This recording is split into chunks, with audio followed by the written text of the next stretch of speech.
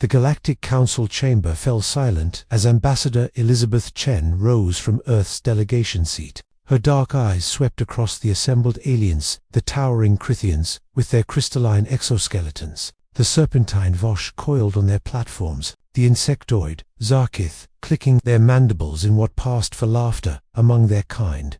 They had been laughing for the past hour, mocking, taunting. The humans think they deserve a voice. High Chancellor Velmer of the Crithian Empire had sneered, his translator rendering his contempt perfectly. A species barely 3 centuries into space travel. You should be grateful we allow you to exist at all. Elizabeth's jaw tightened, but she maintained her diplomatic composure. Beside her, Captain Asher Morrison of the Earth Defense Fleet sat rigid, his hands clenched beneath the table. She could feel the anger radiating from him, matching her own.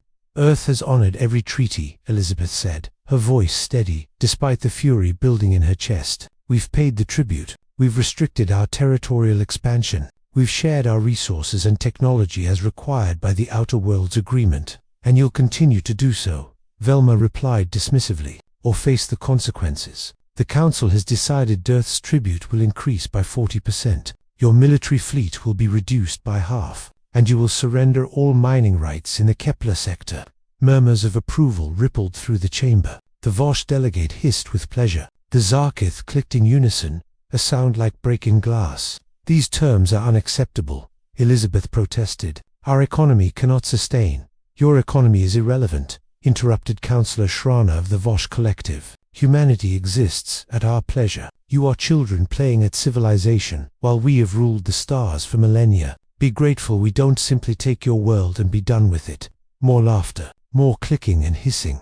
Asher leaned close to Elizabeth, his whisper barely audible. We don't have to take this. She met his eyes. In them, she saw what she felt a dam about to burst. Humanity had been patient. They'd been diplomatic. They'd played by rules designed to keep them subordinate, hoping that cooperation would earn them respect. It had earned them nothing but contempt.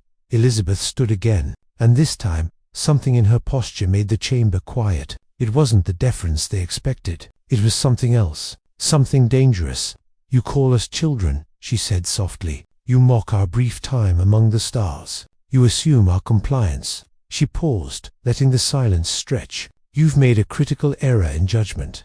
Velmer's crystalline features reflected the chamber's light as he tilted his head. Is that a threat, Ambassador? From Earth? No, Elizabeth replied. It's a notification, effective immediately. Earth is withdrawing from every treaty, agreement, and accord with the Galactic Council. The chamber erupted. Shouts, hisses, and clicks of disbelief filled the air. You cannot, Shrana shrieked. The treaties are binding for another 40 years. Elizabeth's smile was cold. Article 7, subsection 12 of the Council Charter. Any member world subjected to demonstrable bad faith negotiation and intentional humiliation may invoke immediate withdrawal. Your own laughter, your mockery, it's all recorded. The terms you've demanded are designed not for governance but for subjugation. Earth invokes Article 7. Vilmer's facade cracked. You'll be destroyed. Without Council protection, you're vulnerable to every predator species in the galaxy. Protection. Asher stood now, his voice cutting through the chaos. You mean the protection that allows raiders to strike our colonies while you do nothing? The protection that forces us to pay tribute while you profit? That protection? You forget your place, Captain Velmer growled. No, Asher replied. You forgot what humans are capable of when you back us into a corner.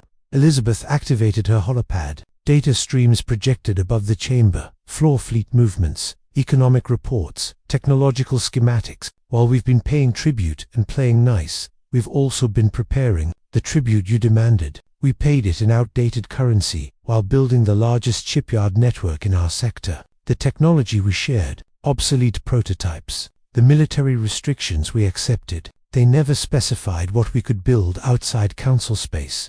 The projections shifted, showing massive fleets, hundreds of warships bearing Earth's insignia, stationed just beyond Council-monitored space. That's impossible, whispered a minor councillor. You thought we were docile because we were compliant, Elizabeth continued, but humans have a long history of biding our time, of turning limitation into innovation. You've never fought a human war. You don't understand what we're capable of when survival is at stake.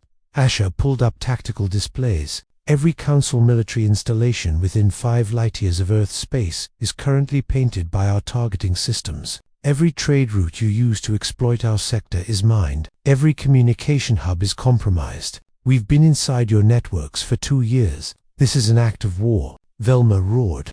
No, Elizabeth said calmly. This is independence. We're not attacking, we're leaving, but if you attempt to force compliance, you'll discover something your millennium-old empires have forgotten. Aspiration breeds innovation, and humans excel at both. She gathered her materials. Earth's fleets are returning home. Our colonies are now self-governing. Any attempt to interfere will be met with immediate and overwhelming response. The tribute stops. The restrictions end. Humanity charts its own course now.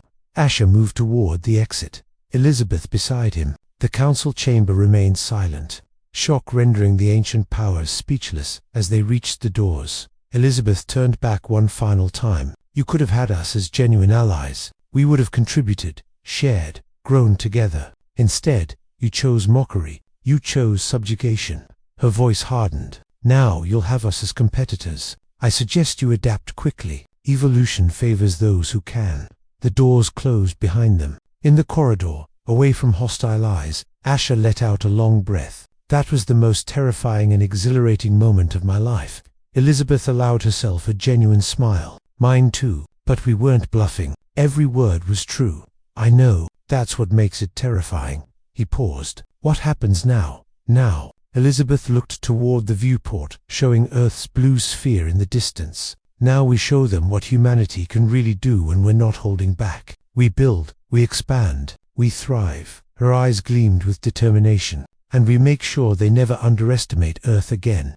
Behind them, in the council chamber, the centuries-old powers began to realize they'd made a catastrophic mistake. They'd awakened something they didn't understand: human pride, human ingenuity, and human resolve. The galaxy would never be the same. End.